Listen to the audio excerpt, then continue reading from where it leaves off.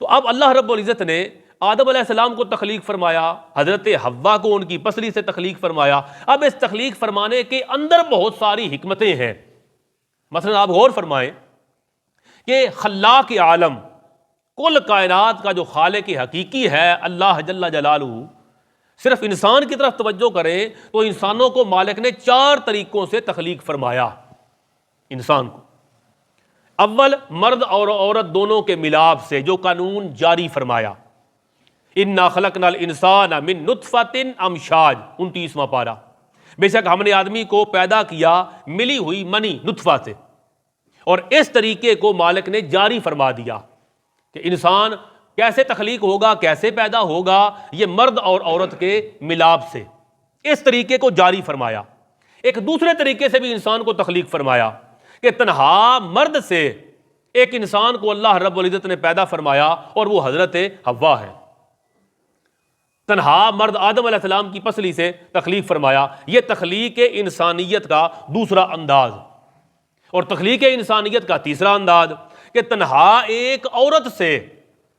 اللہ رب العزت نے ایک انسان کو پیدا فرما دیا کہ پاک دامن کمواری حضرت بی بی مریم کے پیٹ سے اللہ رب العزت نے بغیر مرد کے حضرت عیسیٰ علیہ السلام کو پیدا فرما دیا۔ پھر چوتھا طریقہ تخلیق انسانیت کا وہ یہ اللہ کریم نے فرمایا کہ بغیر مرد اور عورت کے مٹی سے اللہ رب العزت نے ایک انسان کو بنایا، اور وہ حضرت آدم علی نبینا و علیہ الصلوۃ والسلام۔ وہ 4 طریقوں سے مالک کائنات نے انسان کو تخلیق فرمایا۔ بے شمار راز ہیں، اللہ رب العزت کا فعل مبارک ہو اور اس میں راز کوئی نہ ہو، حکمت کوئی نہ ہو، یہ تو ہو نہیں سکتا۔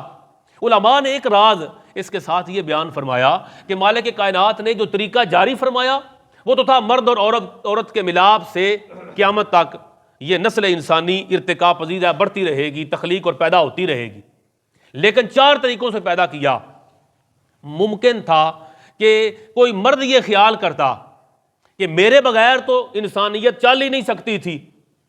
ممکن ہے کہ کوئی عورت خیال کرتی کہ میرے بغیر یہ ممکن نہیں تھا کہ انسانیت کا وجود تخلیق ہوتا، پیدا ہوتا انسان یا بڑھتا۔ ممکن تھا کہ مرد اور عورت دونوں کے ذہن میں یہ بات آ جاتی، تو اللہ رب العزت نے ان تینوں کا قلع کما فرمایا کہ حضرت حوا کو تنہا مرد سے بنایا،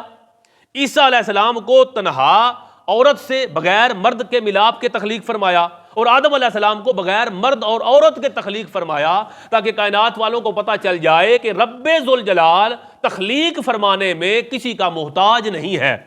وہ انسانوں کو پیدا کرنے میں بھی انسان کا محتاج نہیں، بس اس نے یہ طریقہ پسند فرمایا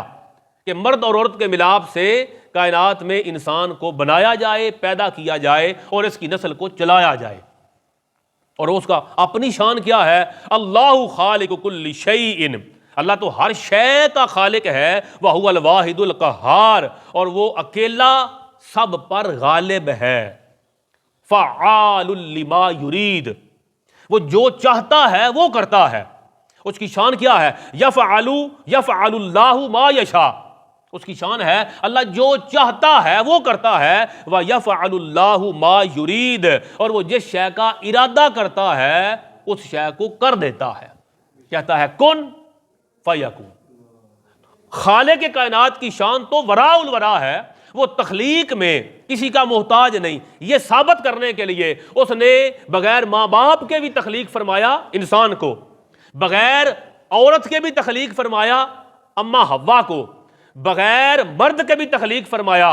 عیسیٰ علیہ السلام کو، بغیر ماں باپ اور عورت اور مرد کی آدم کو تخلیق فرمایا، اور مرد اور عورت کے ملاپ کا طریقہ کائنات میں رائج فرمایا، تاکہ کائنات کو پتہ چلے کہ ہر چیز کا خالق حقیقی وہ تو رب لم یزل ہے۔